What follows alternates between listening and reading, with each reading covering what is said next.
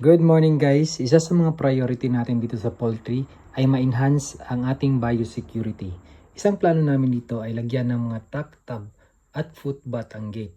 Kaya ngayon ay sinusukat namin ang gulong just to make sure na ang buong gulong ay malalagyan ng disinfectant. Para bago pumasok sa poultry ay ma-disinfect muna ang mga gulong ng mga sasakyan at footwears ng mga papasok. Sa aming experience, ang biosecurity ay isa sa mga nanineglect na aspect ng pagpupoultry. Which is, ito dapat ang una-unang priority para ma-secure natin na walang makapasok na virus at bakterya na maaaring maging sanhi ng pagkasakit ng ating mga alaga. Sunod natin ipaslope yung tub na may lalim na nasa 2 to 5 inches just to make sure na ang buong gulong ng sasakyan ay nakasoak sa disinfectant. Aside sa gate area ay plano din nating lagyan ng footbath ang papasok sa ating mga buildings bilang secondary defense bago makapasok sa ating mga manok. Dapat mas mag-invest tayo sa ating biosecurity